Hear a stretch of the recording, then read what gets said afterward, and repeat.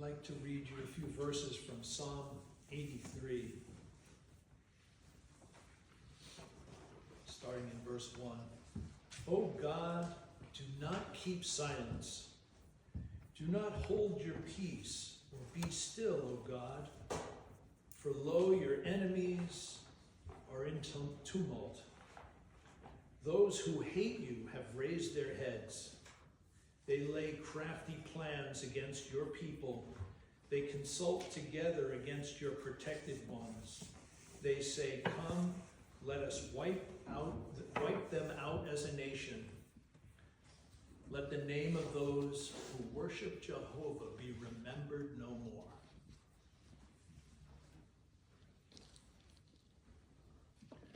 This is a song written back many years ago when Israel was battling against the enemies that were trying to wipe out the people of God.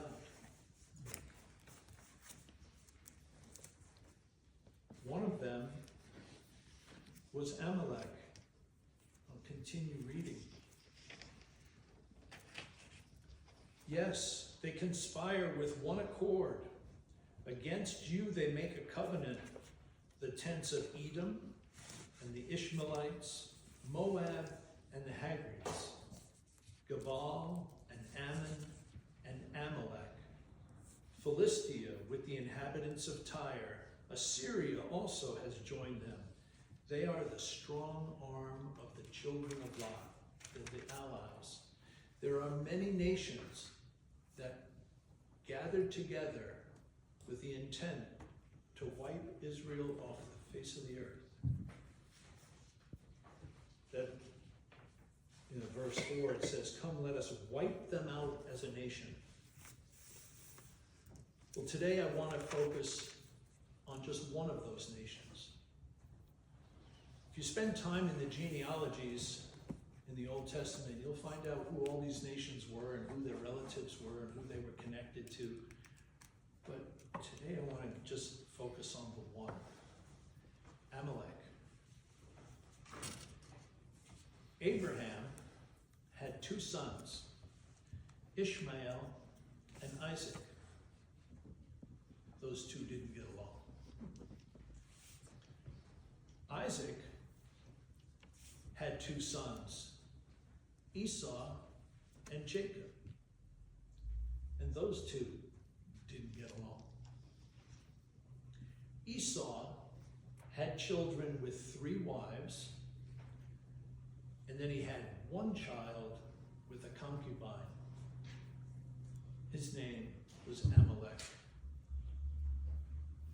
Amalek was Esau's grandson. Jacob, who's later renamed Israel, had 12 sons. The 12 sons are the beginning of the 12 tribes of Israel. Well, they moved to Egypt.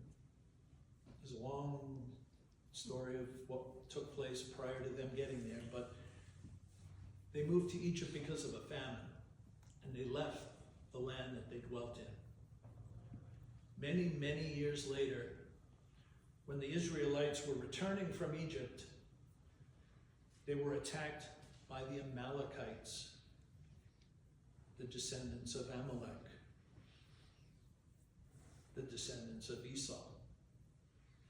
In the verses we read, it also mentioned Edom. Those are also the children of Esau. Ishmaelites, they are the children of the son of Abraham. These are nations of those who walked away from worshiping Jehovah.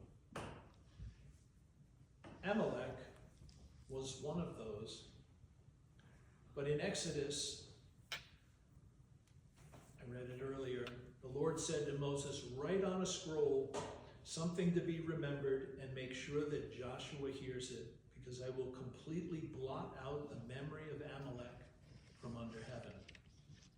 There's a reason for that. It's listed in verse 16 of that chapter 17 of Exodus. Because a hand was against the throne of God the Lord will be at war with Amalek from generation to generation. The people of Amalek, the Amalekites, had set their hearts against the worshipers of Jehovah, and their intent was to destroy them. They had left the area due to the famine. A lot of time goes by, and now they're returning. And Amalek attacked Israel. Attacked them from behind, started picking off the stragglers, and it's a large group of people traveling through the wilderness. And they're killing them off, plucking them off from behind. A battle ensues.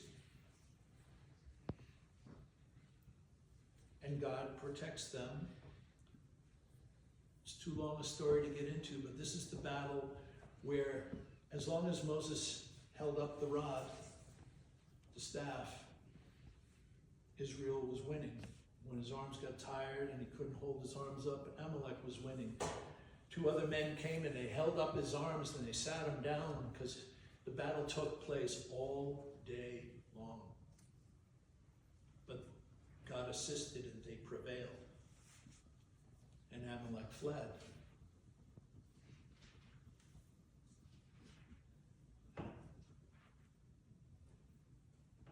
When they finally got to the promised land that God had told them to return to, that he would give them this land, Moses sent out spies. I want to read that to you. It's in Numbers, chapter 13.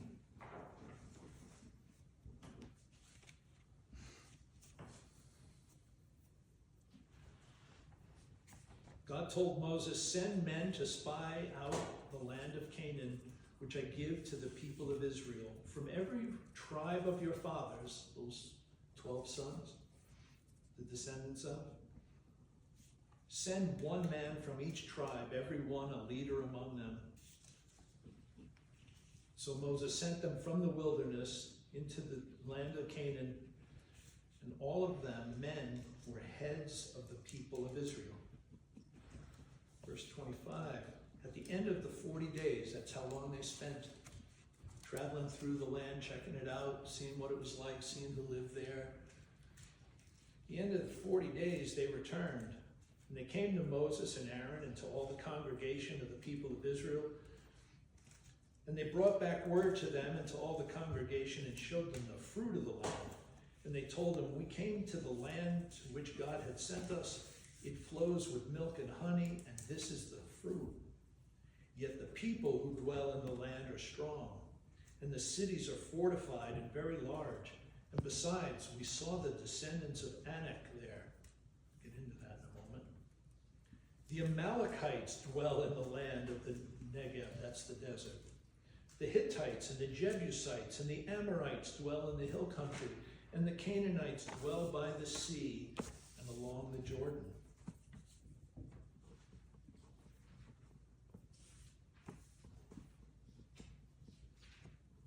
They're afraid. They start to think about all these people, and remember those Amalekites? Verse 25 says, oops, am I in the right place? No, the next place. This is chapter 14. You see, they're worried about all these nations that are living there in this land that God had promised them. He'd already done all these things to get them out of Egypt and brought them through the desert, and he's bringing them to the promised land. But they see these people, and the response is, "Oh no, the Amalekites and others live there. The descendants of Anak." And in some versions it tells us also the Nephilim lived there. Anak was a giant. His descendants, the Anakim, are a large and fearsome people. The Nephilim is a whole other story to get into another time. But these are the dwelling inhabitants of the land. In chapter 14, verse 1, all the congregation raised a loud voice, and the people wept that night And all the people of Israel murmured against Moses and Aaron. The whole congregation said, "Oh, I wish we died in the land of Egypt. Why does God bring us into this land so that we fall by the sword? Our wives and our little ones will become a prey. Wouldn't it have been better if we just go back to Egypt?"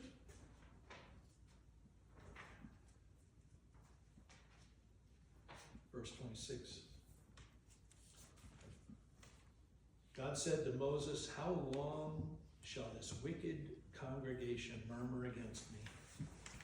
I've heard the murmurings of the people of Israel, that they murmur against me, and as I live, what they have said in my hearing, I will do to them.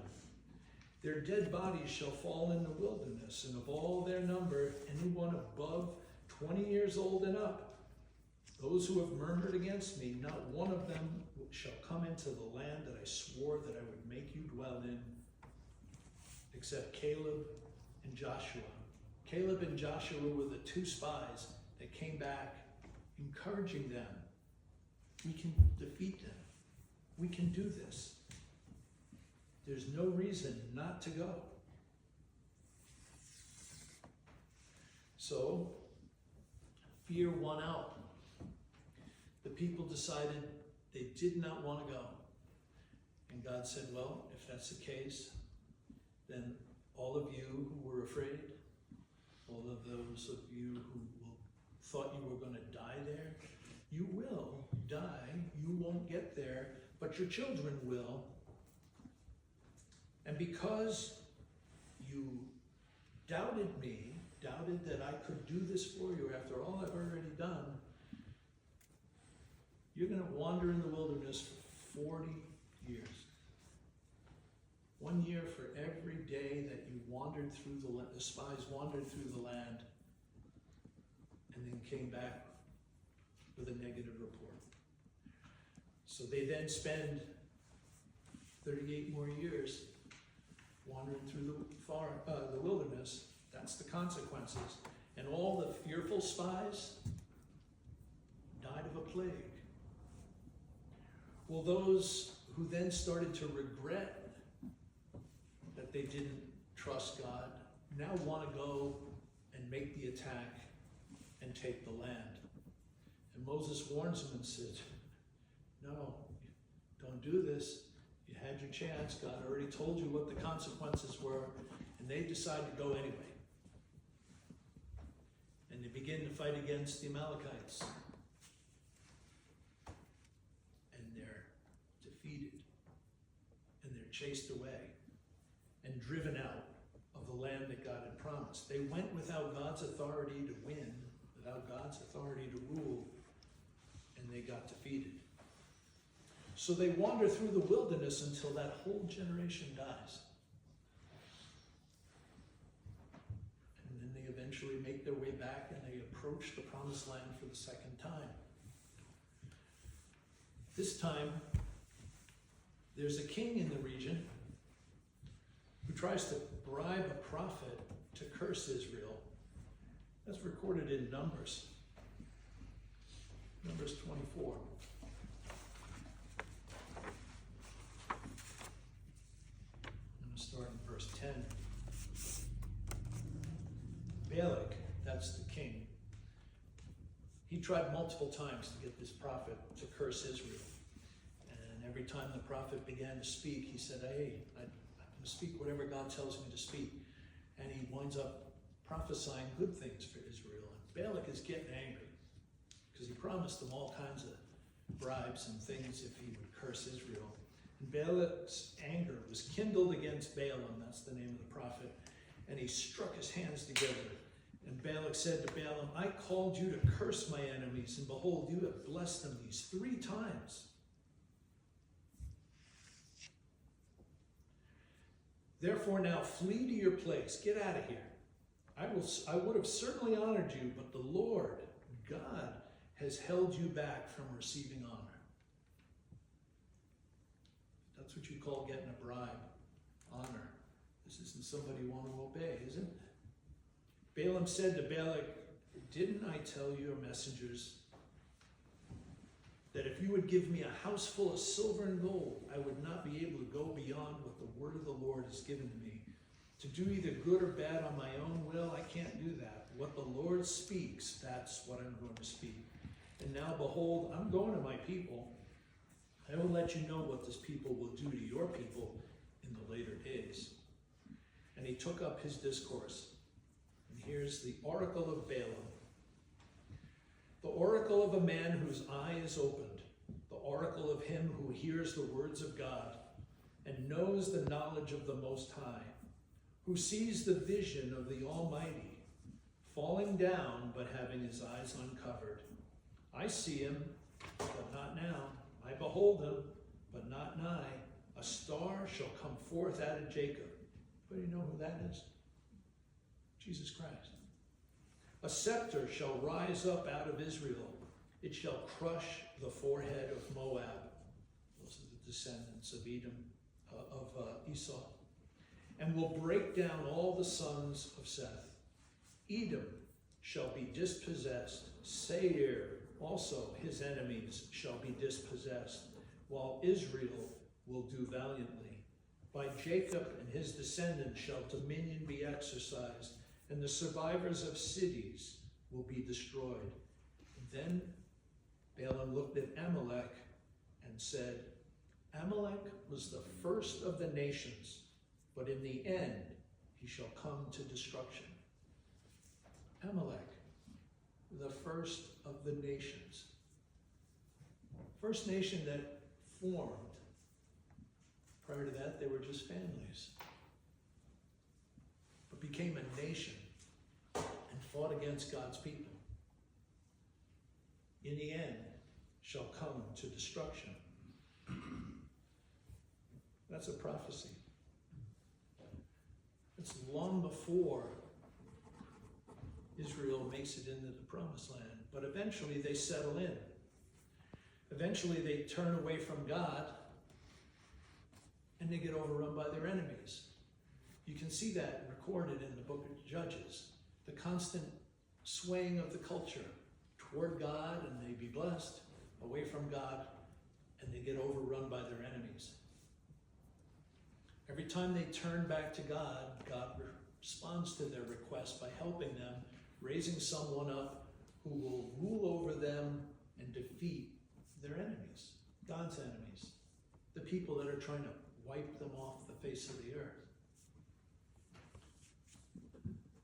If you read through those accounts throughout the book of Judges, the Amalekites are involved in these attacks all the time.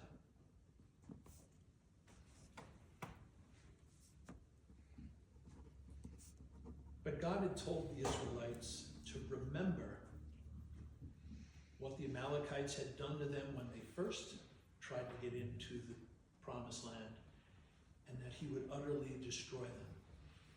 He promised that, but a long period of time took place. Generations took place, and they were still there. He helped them defeat the Amalekites when they first encountered them, the battle with Moses with his hands over his head. He told them that they would succeed in acquiring the promised land when they first got there, but they doubted God and they got defeated. And then he helped them successfully defeat the Amalekites multiple times over the years of the Judges. But now the time had come for that prophecy of destruction of Amalek to happen. We talked about it in weeks past. It's in 1 Samuel chapter 15.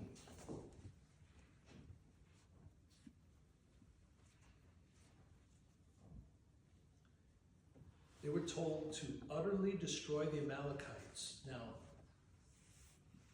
some translations it says blot out from under heaven. When you blot something out, in our case we usually scribble over it. But then it's this motion. You can blot something out, you can wipe something out, you can erase something. It's the same motion every time. A hand against what you don't want to have remain. that's the word used there. Saul is told in it's chapter 15 of 1 Samuel, verses 1 through 3, and also in 20, that they are to kill every man, woman, and child. They are not supposed to just kill some and defeat them and chase them away. They are to utterly destroy the nation, to kill them all. Don't even keep their cattle, their anything. Wipe them off the face of the earth. Well, Saul doesn't really follow through. He claims he did. He claims he utterly destroyed the Amalekites, but then he brought the king, Agag, back with him. They brought animals and other things back with them. He didn't fulfill the utter annihilation of Amalek. Had he done so, then the things that we're going to get to further on would never take place. Imagine if people were obedient when God told them to do something. Granted, this is, as I said weeks ago, sounds kind of harsh, but these people are enemies of God and of God's people and are trying to wipe out those who trust and worship Jehovah.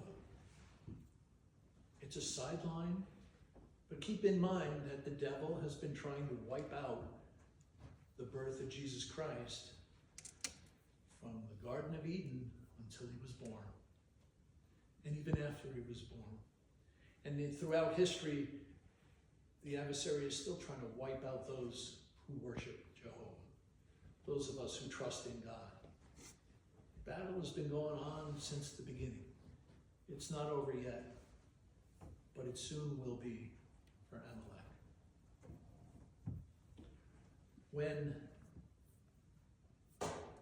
When Saul brings back Agag, it takes Samuel to take the sword and hew him to pieces, it says.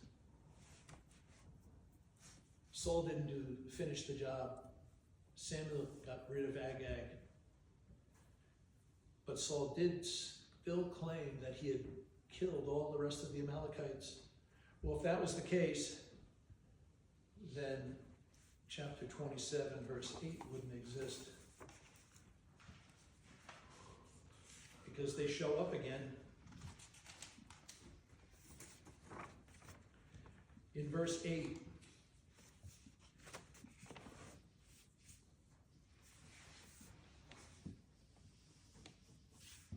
David is now king, and his men went up and made raids upon the Gergerites and the Gersites and the Amalekites, for these were the inhabitants of the land of old.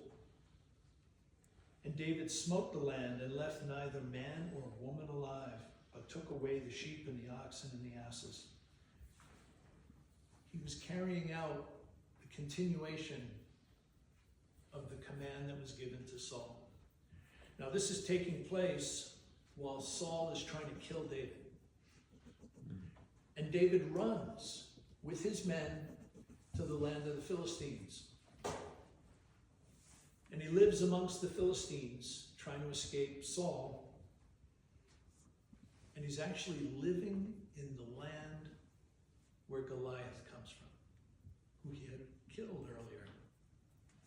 Goliath's sons and relatives are there, but David is there in hiding. And while he's doing it, he's making raids on these people, including the Amalekites, trying to continue to wipe them out. And he kills everybody so that nobody can get word back to the king of the Philistines, because otherwise they'd kill him. He's living in their land and wiping out the enemies of God. Well, this continues for a while, and he's so praised by the king of the Philistines that he even wants to make David his bodyguard. There's this thing that goes on throughout accounts in the Bible where these people who are the despised ones suddenly rise up to be number 2 in the kingdom. It seems to be a habit. And the adversary still tries to take them down and take them out. Well, here's what happened next.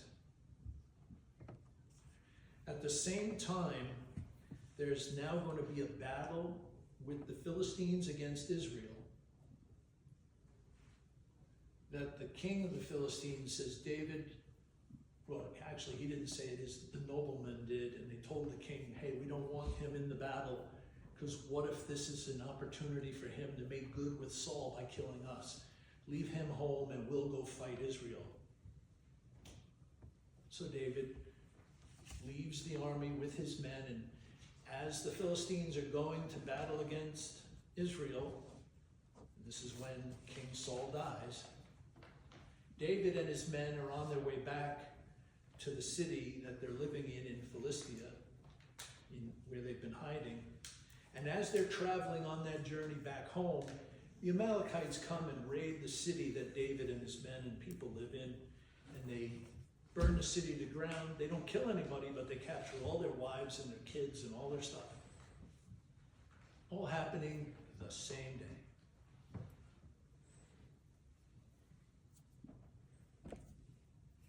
I should read it. Chapter 30.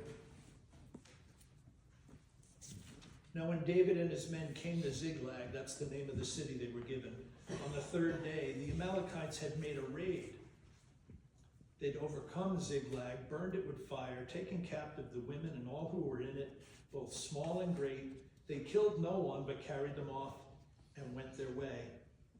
And when David and his men came to the city, they found it burned, and their wives and sons and daughters taken captive. Jump to verse 11. While they're out there pursuing the Amalekites, they find an Egyptian in the open country. And they brought him to David, and they gave him bread, and he ate. And they gave him water to drink, and they gave him a piece of cake, some figs, and 2 clusters of raisins. And when he had eaten, his spirit had revived, because he hadn't eaten bread or had any water for 3 days and 3 nights. And David said, to whom do you belong? And where do you come from? And he said, I'm a young man of Egypt. I'm a servant to an Amalekite. Remember, Saul said he killed them all. And my master left me behind because I fell sick 3 days ago. We made a raid upon the Negeb and of the Cherethites, and upon them that belong to Judah. So these Amalekites are fighting against Judah also. And we burned Ziklag with fire. And David said, will you take me down to these people, to this band? And he said, swear to me by God that you won't kill me or deliver me back into the hands of my master, and I'll take you down to this band. And when he had taken them down, behold, they were spread all over, eating and drinking and dancing because of everything they had stolen. And David smote them from twilight until evening of the next day. This is another all-day battle against the Amalekites. And not one of them escaped except for 400 young men who mounted camels and fled. And then David recovered everything that the Amalekites had taken. So here again is another all-day battle trying to wipe out the Amalekites, who had again attacked and had attacked David and had attacked Israel. But yet 400 of them still got away. These were young men. These were not the warriors. They lived to fight another day. Yes, it's coming. About 400 of them escaped. But the next thing that happened was they found out that that same day that Ziklag had been attacked, Saul was killed in battle with the Philistines. But wait till you hear what actually happened. In 2 Samuel chapter 1, after the death of Saul, when David had returned from the slaughter of the Amalekites, David remained 2 days in Ziklag. And on the 3rd day, behold, a man came from Saul's camp, and his clothes were ripped, and there was dirt on his head. And he came to David, and he fell to the ground and bowed down to him. And David said, "Where do you come from?" And he said, "I have escaped from the camp of Israel." And David asked, "How did it go? Tell me what happened." And he answered, "The people have fled from the battle. Many of the people also have fallen and are dead, and Saul and his son Jonathan are also dead." David said to the young man who told him, "How do you know Saul and his son Jonathan are dead?" The young man who told him said, "By chance I happened to be on Mount Gilboa that day, and there was Saul leaning on his spear, and the chariots and the horsemen were close upon him. And he looked behind him, he saw me, and he called to me, and I said, 'Here I am.' And he said, 'Who are you?' And I answered, 'I am an Amalekite.' And he said to me, 'Stand behind me and kill me, for anguish has seized me, and my life still lingers.' So I stood behind him, and I killed him, because I was sure that he couldn't live after he'd fallen. The battle didn't go well against Israel that day. And I took the crown that was on his head and the armlet that was on his arm, and I brought them to you." David took hold of his clothes and ripped them, and so did all the men who were with them. They mourned and wept and fasted until the evening, because Saul and Jonathan his son and the people of the Lord had died. They had fallen by the sword. And David then said to this young man who told him, "Where did you come from?" He said, "I'm a sojourner, I'm just a traveler, I'm an Amalekite." David said, "Why is it that you were not afraid to put forth your hand to the Lord's anointed?" You remember David had many opportunities to kill Saul, but refused to do it because he was told God would give him the kingdom. He didn't want to kill Saul, who had previously been anointed as king over Israel, and take his place. And yet here this Amalekite kills Saul.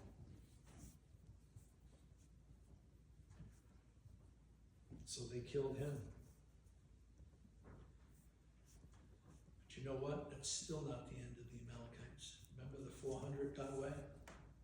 When David had gone after the ones that had burned Ziklag? In 1 Chronicles chapter 4, verse 43, it talks about one of the tribes of Israel, the Simeonites, and how they moved into a land and they killed the last remaining 400 Amalekites that had escaped. They found them and killed them. That's the final reference to the Amalekites in the Bible. Many generations of the first nation fighting against God and his people. But you know what? Although Amalekites as a nation are wiped out from under heaven, some descendants still make war against God generations later. I'm going to get into it later. There's no time to do it. I told you that this next portion of the story is far too long to sum up quickly. In the book of Esther, there's a man by the name of Haman,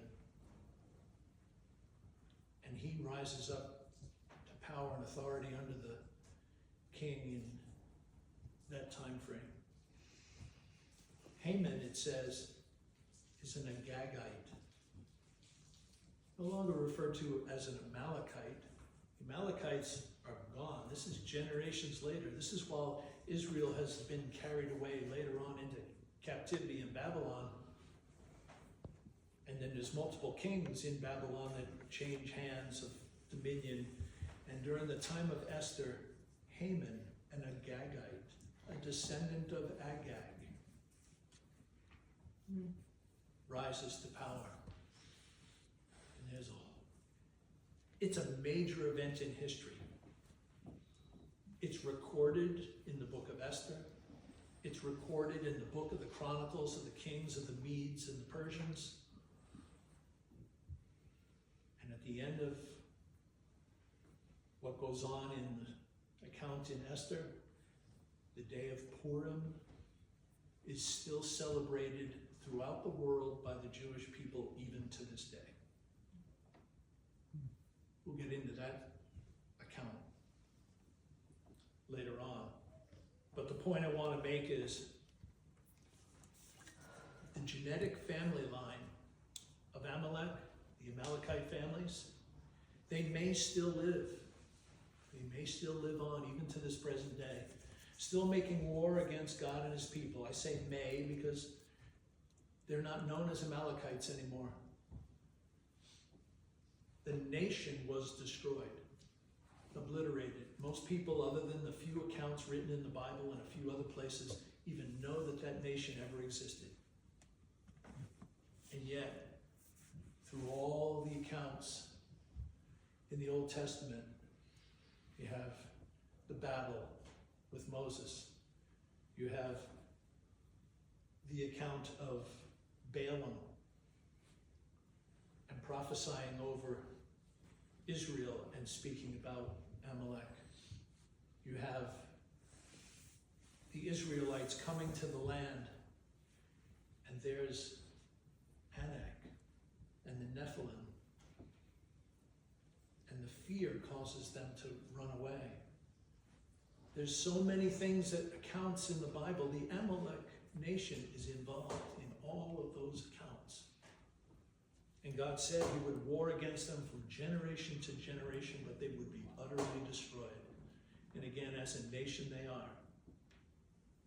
But just like Haman, the possibility of people who still have that bloodline in them still could exist today. We don't know. But as I read in Psalm, they said, let us come and wipe them out as a nation. Let the name of Israel, the believers and worshipers of Jehovah, be remembered no more. That war is still going on today. It may have taken generations, but it was Amalek that has been erased from under heaven. Israel still exists. The worshipers of God, as Christians or Jews, still exist. But this battle's been going on for a long, long time. Heavenly Father,